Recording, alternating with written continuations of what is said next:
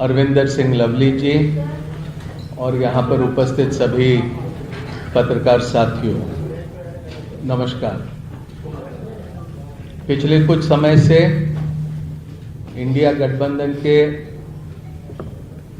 विभिन्न राजनीतिक दलों के साथ में लोकसभा के सीट शेयरिंग को लेकर चर्चा चलते रही और आपको इस बात की जानकारी है कि 2 दिन पहले ही समाजवादी पार्टी के साथ भारतीय राष्ट्रीय कांग्रेस पार्टी का सीट शेयरिंग को लेकर समझौता हुआ। उसकी घोषणा लखनऊ से हुई।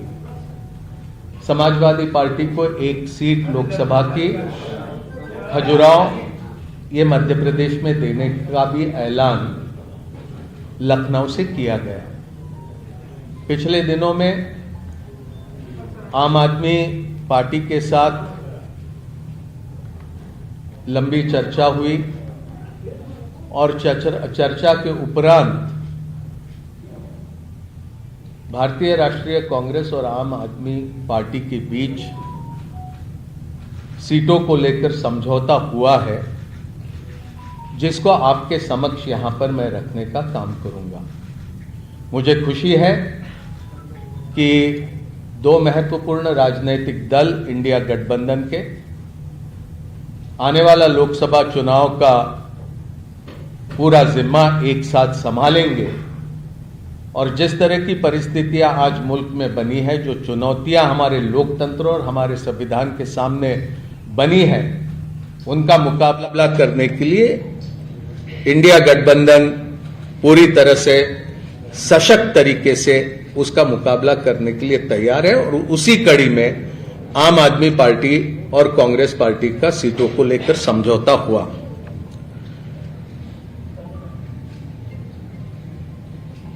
दिल्ली लोकसभा में 7 सीटें हैं।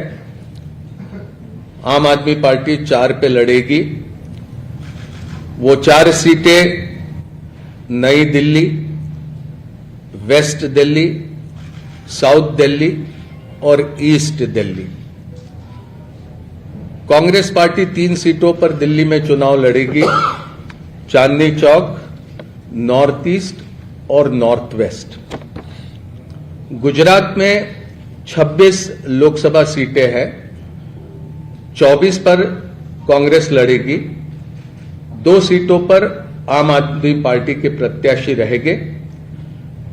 भरूच लोकसभा और भावनगर लोकसभा की ये सीटें होगी। हरियाणा में 10 लोकसभा सीटों में से 9 सीटों पर भारतीय राष्ट्रीय कांग्रेस लड़ेगी और 1 सीट जो कुरुक्षेत्र की है, वहां पर आम आदमी पार्टी के प्रत्याशी लड़ेंगे। चंडीगढ़ को लेकर लंबी चर्चा हुई, लेकिन आखिरी में यह तय किया गया कि चंडीगढ़ में भारतीय राष्ट्रीय कांग्रेस के प्रत्याशी चुनाव लड़ेंगे। गोवा में भी, खास करके दक्षिण गोवा में विस्तार से चर्चा हुई, लेकिन फिर यह तय किया गया कि गोवा की दोनों सीटें ये भारतीय राष्ट्रीय कांग्रेस पार्टी लड़ेंगी। तो संक्षेप में ये सीटों को लेकर ये जानकारी आपके समक्ष रखनी थी।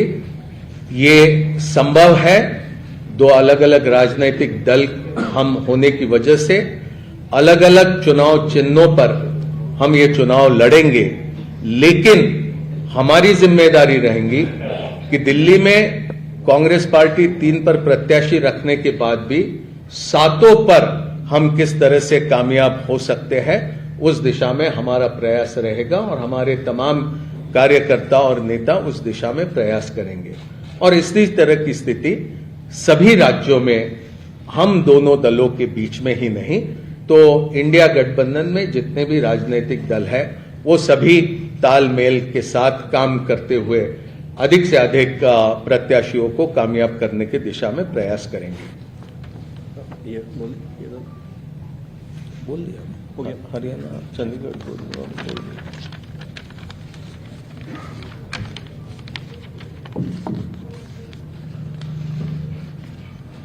धन्यवाद मुकुल जी, आप सबका स्वागत है।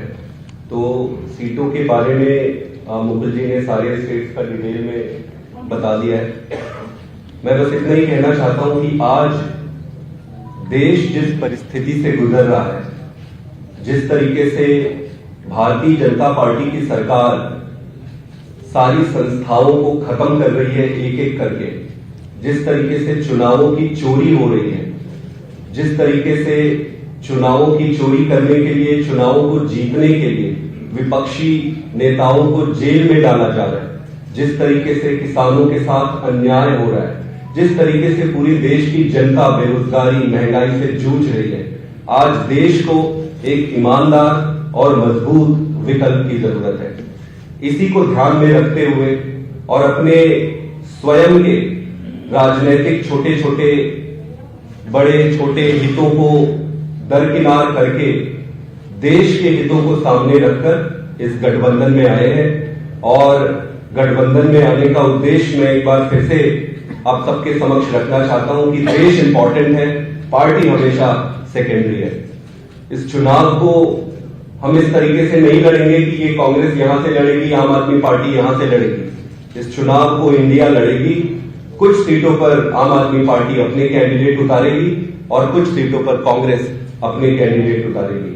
मेरा ये मानना है कि भारतीय जनता पार्टी के जो कैलकुलेशन और जो भी इन्होंने अपनी रणनीति बनाई थी, वो सारा इस अलायंस के बाद से उलटफेर हो जाएगा और देश की जनता के साथ मिलकर ये चुनाव लड़ेंगे और ये चुनाव जीतेंगे। बहुत बहुत धन्यवाद।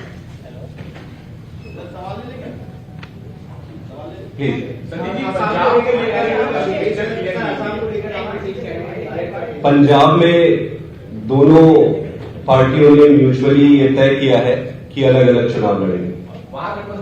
सवाल आपसे भी और मुकुल वासनिक से भी दोनों से है, क्योंकि आप लोगों ने स्पष्ट किया कि 7 सीटों पर चुनाव जीतना है, बाकी सीटों पर जो चुनाव है वो जीतना है। तो ऐसे में क्या आपकी तरफ से जो स्टार प्रचारक होंगे वो कांग्रेस के लिए भी प्रचार करेंगे या कांग्रेस के स्टार प्रचारक आप लोगों के लिए प्रचार करेंगे? दूसरा, क्योंकि ये अलायंस पहली बार नहीं हुआ है कि दो विचार के लोग मिल रहे हो, हमने यूपी में भी देखा था और वो सफल नहीं हुआ था, मायावती और समाजवादी पार्टी। ऐसे अपने निचले कैडर को कैसे समझा पाएंगे कि जिनके खिलाफ आप विधानसभा में लड़ रहे हैं, यहाँ पर आप लोग एक है? दोनों सवाल का जवाब देखिए, हमारा पूरा कैडर देश के लिए राजनीति में आया है। आज अगर हमारे कैडर से पूछोगे कि क्या इंपॉर्टेंट है, वो कहेगा कि देश इंपॉर्टेंट है और वो भली भांति आज की राजनीतिक परिस्थिति को समझ रहे हैं। तो मिलकर लड़ेंगे, कैडर साथ में लड़ेगी। और रहा सवाल कैंपेन के छोटे छोटे जो प्रश्न आपने पूछे हैं, वो सारा मिलकर जब स्ट्रैटेजी बनाएंगे तो उस पर डिस्कस कर लेंगे। लेकिन ये कैसे होगा कि पंजाब में आप लोग एक दूसरे के खिलाफ लड़ेंगे और बाकी जगह मिलजुल के लड़ेंगे?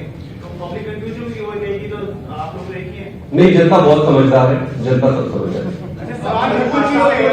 फैसल अहमद पटेल ने ट्वीट किया था कि उनकी राहुल गांधी से बात हो गई है, वो भरपूर जीतेगी और कहीं ना कहीं ये भी कहा था कि कांग्रेस का कार्यकर्ता आम आदमी पार्टी के लिए कैंपेन नहीं करेगा भरूच में। देखिए, सारी परिस्थितियों को समझकर राय मशवरा करके ये हमने फैसला किया है, ये दोनों राजनीतिक दलों के बीच में।